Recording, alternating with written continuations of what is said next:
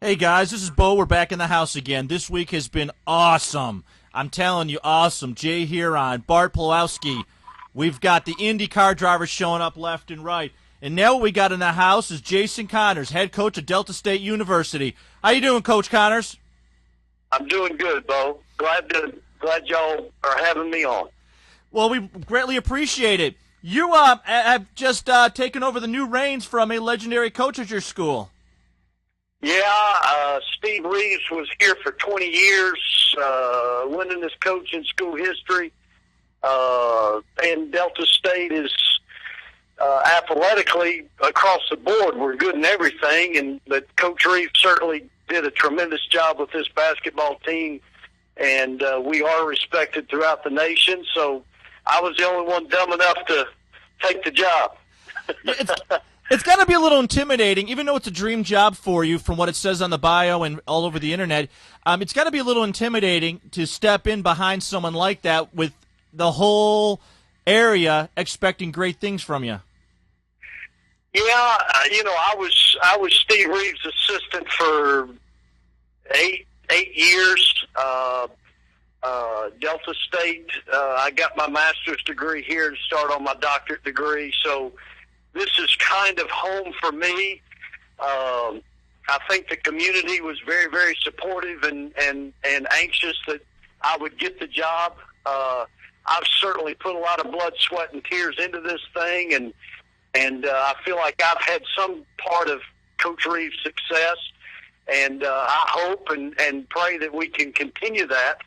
That last year, he left on top. We were 30-2 and number one team in America, and had 5 kids sign pro contracts. And one of those young men, Jeremy Richardson, just signed with a 2-year deal with the Miami Heat.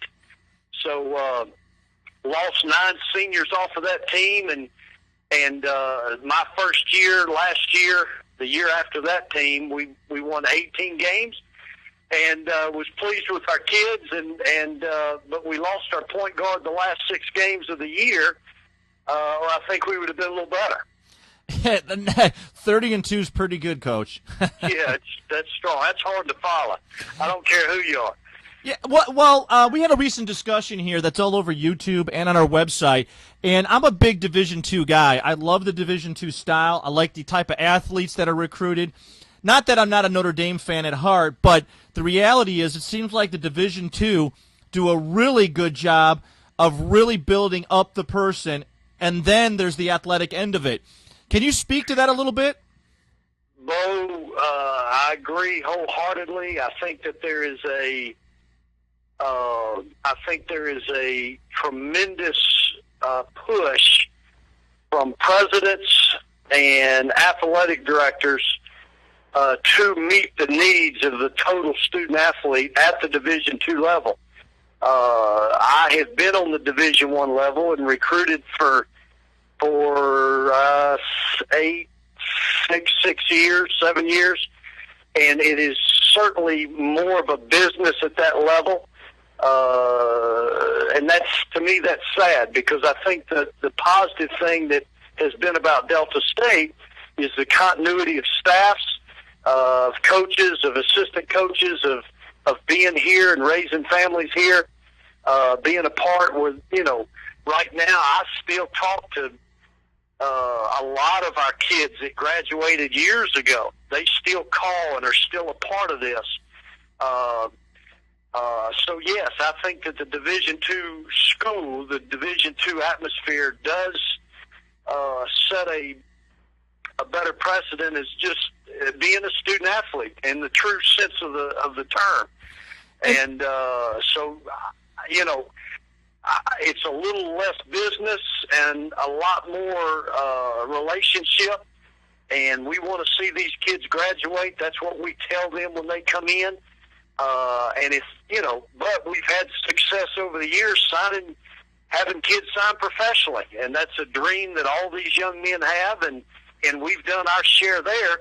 But most importantly is the degree that they earn when they leave here, and the relationships that they have with not only their teammates, but the people here in this Cleveland community. It's really outstanding. So Yeah, I think you're right. I think Division II is really a model that all levels, all divisions need to follow and adhere to. I really do. And we've gotten so far into the discussion is that I was drawing up Grand Valley versus Michigan, and the person I was speaking to is my fellow partner in this enterprise, and we were disagreeing on head-to-head. And there's certain areas that Division I are definitely as far as the second tier of players. But if you're a parent or a player and you're going to get a chance to sign and maybe play and sign and definitely play, I think the player definitely wants to play regardless of what it says. And when they're there, the education level from I've talked to so many Division II players, there is more one-on-one teaching that goes on in the Division II programs, bar none. Well, I agree there. I think, and this is of course very prejudiced comment here, but I think Steve Reeves, my old boss, might have been one of the better coaches that I have ever been around as far as teaching the fundamentals of the game. So I've been very fortunate to have been under that tutelage. But I think you're right. I think there is a better level of coaching. I think there's a little more time that we can put into the kids in coaching just because there's not so many other things we have to do. We have our own TV show, we've got our own radio show, but it's not the demand. I don't think we don't have, I speak to the Rotary clubs and the other civic clubs in town, but it's not the demand of flying all over the country, and we do that too, but it's not quite the demand on the coaches. And I really think that the attitude of the coaches at this level is more about teaching and developing young men, not only basketball skill-wise, but skills that they can take on into life and when they have their families and have their jobs and run their companies. I really believe we have a great impact on that.